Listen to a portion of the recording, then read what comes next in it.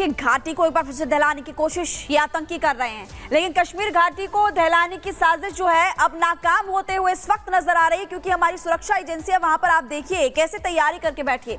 370 हटने से ही पाकिस्तानी आतंकी जो बौखला चुके हैं और अब जब चुनाव का ऐलान हो उसके बाद लगातार देख रहे हैं कि और ऐसी हरकतें करने की कोशिश कर रहे हैं। आतंकियों को मुंहतोड़ जवाब इस वक्त हमारी सेना दे रही है, तकनीक का सहारा भी लिया जा रहा है। बारामूला एनकाउंटर में एक आतंकी मारा गया, एक खबर वहां से सामने आ रही है और इसके अलावा इलाके में सुरक्षा बलों का सर्च ऑपरेशन अभी भी लगातार जारी है। चप्पे चप्पे पर पैनी नजर है। आपको बता दें कि चुनाव से पहले हमले की खौफनाक साजिश यहां पर रची गई। चुनाव को प्रभावित करना चाहते हैं आतंकी। जब लोकसभा चुनाव थे तब भी आपको याद होगा, उससे पहले भी और उसके बाद भी जब रिजल्ट आए कैसे हरकतें करने की कोशिश की। दहशतगर्दों को घाटी का अमन चैन पसंद नहीं है। कश्मीर घाटी का माहौल बिगाड़ने की साजिश लगातार ये आतंकी करते हैं, पाकिस्तान के घुसपैठी करते हैं। चुनाव के मद्देनजर जम्मू कश्मीर से सुरक्षा अब कड़ी कर दी गई और जम्मू कश्मीर में 10 साल के बाद चुनाव होने जा रहे हैं, जिसको लेकर तैयारियां पूरी कर दी गई है। और देखिए धारा 370 हटने के बाद पहली बार चुनाव हो रहे हैं और संवेदनशील इलाकों में 3 टियर की सुरक्षा व्यवस्था की जा रही है। ये भी आपको बता दें कि चप्पे चप्पे पर सुरक्षा बलों की तैनाती यहां पर रहने वाली है। इसके अलावा ड्रोन का सहारा लिया जाएगा और भी आप देखेंगे यहाँ पर जो बाकी बख्तरबंद वाहन है वो भी लगातार वहां पर तैनात है। आगे बढ़ते हैं और अगली बड़ी खबर आपको प्रगति बताएंगे। और चले आगे बढ़ते हुए अब बात असम की कर लेते हैं, जहां असम में 14 साल की नाबालिग की गैंगरेप के मुख्य आरोपी की मौत की खबर सामने आती है। दरअसल पुलिस कस्टडी में था ये आरोपी और तालाब में कूदा और अपनी जान बचाने की जब कोशिश इसने की तो इसी दौरान उसकी मौत हो जाती है। लेकिन इस सब के बाद जब उसके अंतिम संस्कार की बात आई तो उसके खुद के गांव वालों ने उसे 2 गज जमीन दफनाने के लिए भी नहीं दी। वो इसलिए क्योंकि उसके गुनाह की सजा कहीं ना कहीं उसके मौत के बाद भी उसको मिल रही है और उसके परिवार वालों को भी। क्या पूरा मामला रहा इस रिपोर्ट में देखिए।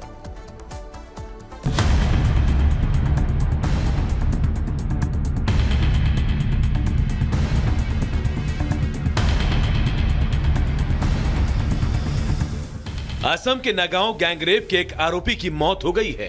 पुलिस की माने तो सीन रिक्रिएट करने के लिए उसे लोकेशन पर लेकर जाया जा रहा था।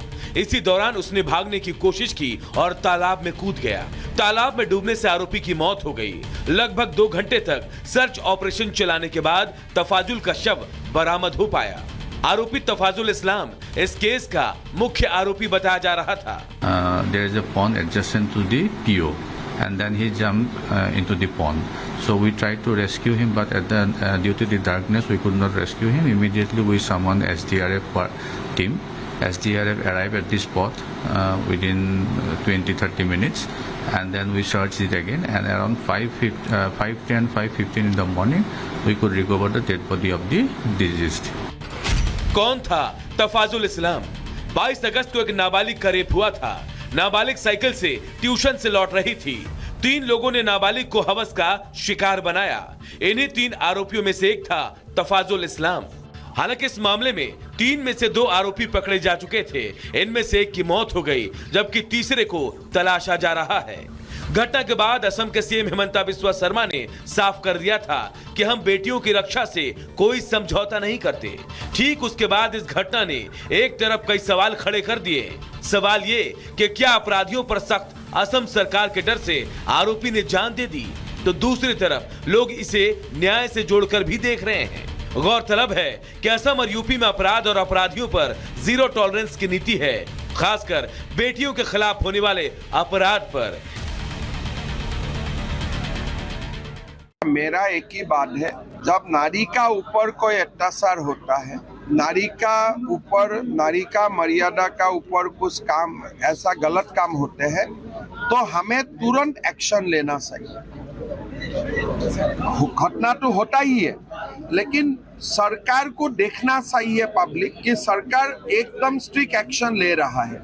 जब ऐसा घटना होता है सरकार को बहुत एग्रेसिव एक्शन लेना चाहिए। इधर मृतक आरोपी के गांव वालों ने उसके जनाजे में शामिल होने से भी इनकार कर दिया। और तो और मृतक आरोपी को कब्रिस्तान में 2 गज जमीन तक नसीब नहीं हुई। लोगों ने साफ कर दिया था कि उसने गांव को शर्मसार किया है। इससे पहले इस घटना के विरोध में गांव के लोगों ने ही मस्जिद से एक मार्च भी निकाली थी। अपराध और अपराधियों का अंत हमेशा बुरा होता है। खासकर अगर अपराध असम और यूपी में हुआ है तो अपराधियों का खात्मा तय माना जाता है, क्योंकि यहाँ हेमंता की हिम्मत और योगी का दम अपराधियों को बेदम कर देता है। Bureau report, Republic Bharat. तो ना जनाजा और ना ही कंधा मिला। अपने गुनाह की सजा कुछ इस तरह इस रेपिस्ट को मिली, डूबकर इसकी मौत हो गई। पॉइंटर्स के जरिए आपको बताते हैं कि आखिर क्या हुआ था उस दौरान। दरअसल असम गैंगरेप के आरोपी की डूबकर मौत हो गई। शुक्रवार का वो दिन जब पुलिस ने गिरफ्तार किया था आरोपी को। इसके अलावा आपको जानकारी दे दें, पुलिस आरोपी को क्राइम सीन पर लाई थी। क्राइम सीन रिक्रिएट करने के लिए ही वो वहां पर उसे लेकर गई थी। आरोपी ने भागने की कोशिश की। इस दौरान आरोपी जैसे ही भागने की कोशिश करता है, बचने के लिए आरोपी तालाब में कूद जाता है, लेकिन बच नहीं पाता बल्कि उसकी मौत हो जाती है। तलाशी के लिए एसडीआरएफ को बुलाया गया। एसडीआरएफ की टीम मौके पर पहुंची। 2 घंटे बाद भी आरोपी का कुछ पता नहीं चला। फिर उसका शव मिला।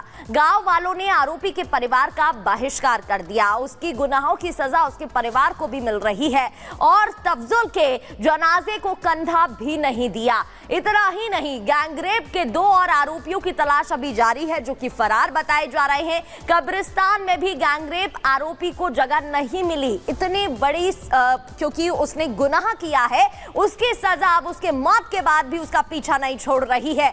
आरोपी गुलाबुद्दीन और फरीद उल इस्लाम फरार बताए जा रहे हैं। 2 आरोपी अभी फरार हैं। इतना ही नहीं, गैंगरेप की घटना को लेकर लोगों में अभी भी भारी गुस्सा है और उनका कहना है कि ऐसी घटनाओं पर रोक लगनी चाहिए और मासूमों को शिकार, हैवानियत की जो शिकार ये लोग बनाते हैं, उस पर रोकथाम होनी चाहिए।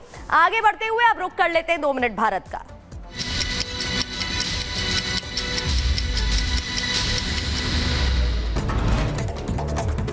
नेपाल बस दुर्घटना में मारे गए भारतीयों का शव पहुंचा महाराष्ट्र और वायुसेना का विशेष विमान 25 शव लेकर महाराष्ट्र के जलगांव पहुंचा। सहारनपुर में दबंगों के हौसले बुलंद, स्कूल की बस पर अज्ञात बदमाशों की फायरिंग और बाल बाल बचे कई छात्र। बाइक पर आए थे 5 बदमाश, पुलिस मामले की तफ्तीश में जुटी।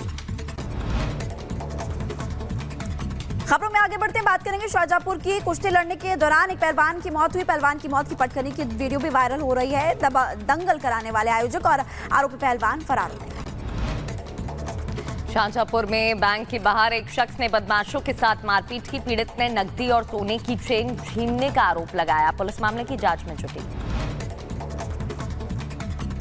बहराइच में दर्दनाक हादसे का फुटेज सामने आया। सड़क किनारे बैठे लोगों को रौंदता हुआ ट्रक नजर आया। 2 लोगों की जान चली गई, 5 लोग घायल बताए जा रहे हैं।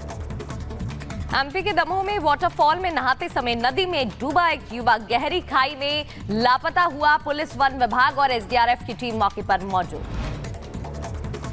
बाराबंकी में पुलिस की कस्टडी से फरार दुष्कर्म का आरोपी और 3 घंटे के अंदर पुलिस ने फरार आरोपी को गिरफ्तार किया। मुठभेड़ के दौरान आरोपी के पैर में गोली लग गई। गाजीपुर में पिस्टल लहराने का वीडियो वायरल हो रहा है। पुलिस ने आरोपी को गिरफ्तार कर लिया।